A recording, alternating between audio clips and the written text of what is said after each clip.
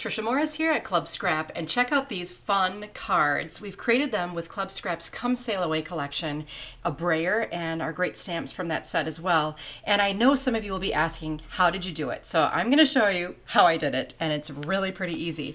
I'll set these beautiful cards aside. We even have a border that we're going to put on a scrapbooking page, and I'll just show you the steps, the easy steps to making this happen.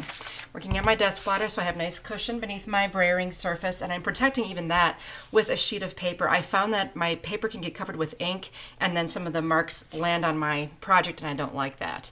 Next, I have a 12-inch piece of all that jazz white plain paper. It has a satin finish. It's perfect for my surface. Next, I'll take Club Scrap's topaz ink, or you can just use a yellow, and this is going to be used closest to the horizon. Notice that I'm using my brayer to pick up a very, very generous amount of ink, and I just kind of keep rolling it on there in one direction, and then I will just pick where I want my horizon to be and then roll the ink onto the horizon.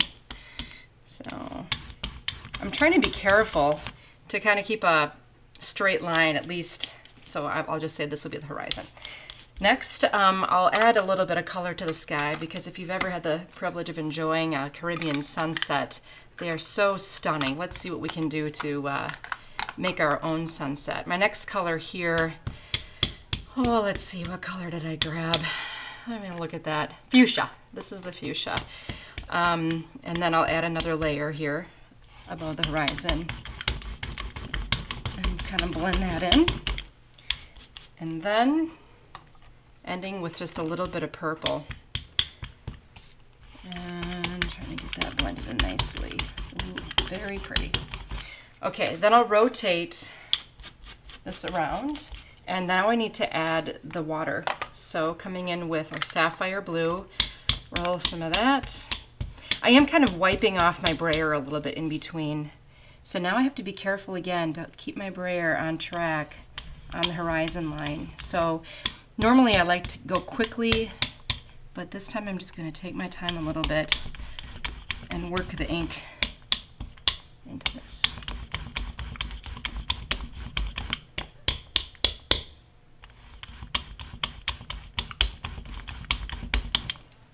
Now, if you're working with a 12-inch piece, you actually would have enough room to add some Lagoon. So I'll roll that onto the brayer as well. This is Club Scrap's Lagoon color, and I'll add that really pretty, you know how the water depth changes as it gets further out to sea and it gets darker?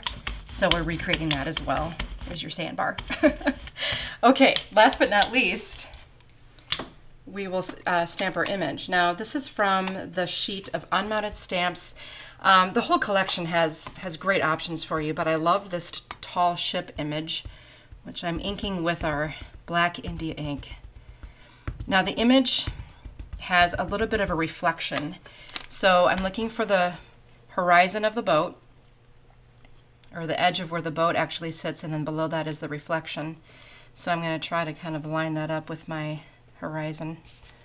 Remove my paper, double check my positioning, and knowing I'm working with a cushioned surface here ensures I will have a decent image, and oh, it's so pretty. Okay, then I'll clean that off and replace my stamp, and then switch it out for another one here. This is the quote that is also on the Club Scrap unmounted sheet. All right, so my image is on the mount, but I want to make sure that it's straight. How do I guarantee that? Well, I'm going to use the grid on my desk blotter. Line it up with the edge of the mount. Stamp. Check. Pretty well lined up. Okay, so I've confirmed that it's going to work out. You know, it's worth taking the time to make sure you're going to be successful. Also, thorough inking. I like to tap a lot so that I really cover everything well. And then I will stamp my quote. And there it is, my friends. That beautiful Caribbean sky. Don't be afraid to try this. Brayers are fun to use. If you've had one for years and you haven't picked it up in a while, maybe you should give it a try.